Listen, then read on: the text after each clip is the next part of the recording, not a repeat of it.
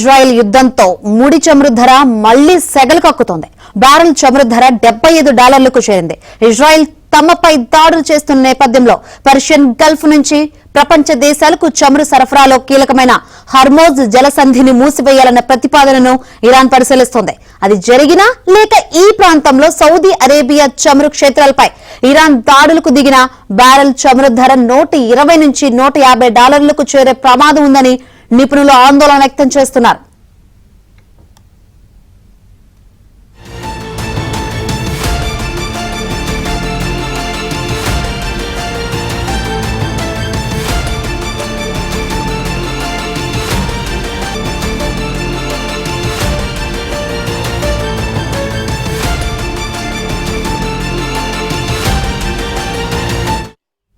Iran Israel యుద్ధంతో ముడి చమురు ధర మళ్లీ సెగలు కక్కుతోంది.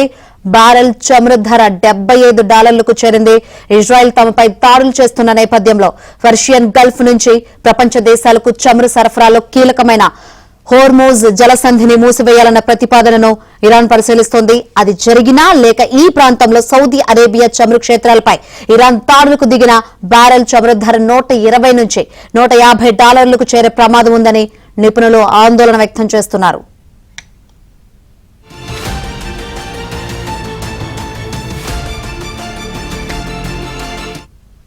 అయితే ఇరాన్ ఇజ్రాయెల్ యుద్ధంతో ముడి చమురు ధరలు మళ్లీ పెరుగుతాయని నిపుణులైతే ఆందోళన వ్యక్తం చేస్తున్న పరిస్థితులు అయితే కనిపిస్తుంది. ఇదే అంశం సంబంధించి మరిన్ని వివరాలు అందించేందుకు మా ప్రతినిధి సతీష్ లైవ్ ద్వారా సిద్ధంగా ఉన్నారు. సతీష్,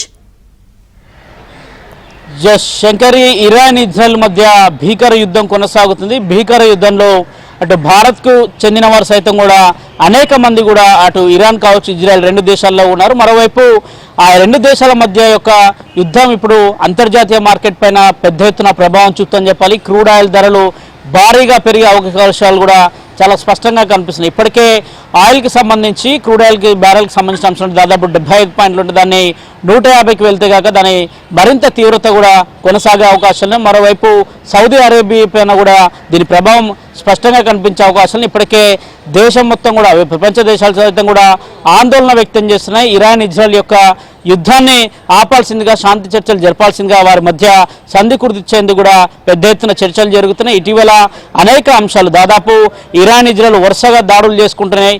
ఆ ఇజ్రాయెల్ మొదట ఇరాన్ పైన దాడి చేసిన సందర్భాలు కూడా మనం చూస్తాం. దాదాపు విరుచుకుపడుతున్న తీరును కూడా మనం చూడొచ్చు. ఇరాన్ సైతం కూడా అదే స్థాయిలో తన డ్రోన్లను పంపించి ఇజ్రాయెల్ పైన దాడులకు కూడా పాల్పడుతున్న పరస్పర దాడులు చూస్తున్నాం. అనేక మంది ఇప్పటికే నిరాశలుగా మారిపోయిన పరిస్థితి చూస్తాం. అయితే క్రూడ్ ఆయిల్ ధరలు కూడా నానాటికి అంతర్జాతీయ మార్కెట్లో పెరిగిపోతున్న బ్యారెల్ రేట్లు సైతం కూడా పెరిగిపోతున్న తీరుతో భారత్ పైన అత్యధిక భారం పడే అవకాశం కూడా చాలా స్పష్టంగా కనిపిస్తున్నాయి. అంతర్జాతీయ మార్కెట్లో క్రూడ్ ఆయిల్కి సంబంధించిన బ్యారెల్ ధరలు పెరిగితే మాత్రం ఖచ్చితంగా భారత్ పైన దాని ఎఫెక్ట్ ఉంటుందనేది కూడా అందరూ ఆందోళన వ్యక్తం చేస్తున్నారు. భారత్ సైతం కూడా రెండు దేశాలు కూడా శాంతియుత చర్చలు జరుపుకోవాల్సిందిగా కూడా విజ్ఞప్తి చేస్తున్న నేపథ్యం ప్రపంచ దేశాలు సైతం కూడా సంధి కుదిర్చేందుకు చర్చలు జరుపుతున్నారు. ఒకవేళ ఇక క్రూడ్ ఆయిల్కి సంబంధించిన ధరలు ఆకాశాన్ని అందితే మాత్రం దాని తీవ్రత మరింత పెరిగే అవకాశాలు కూడా చాలా స్పష్టంగా కనిపిస్తున్నాయని చెప్పాల్సి ఉంది. ఇక మరోవైపు సౌదీలో ఉన్న కోర్కి సంబంధించి పూర్తిగా ఆయిల్ కంపెనీలు కాక దాని ప్రభావం చూపితే మాత్రం అక్కడ ఇరాన్ కాక డెసిషన్ తీసుకుంటే మాత్రం దానిపైన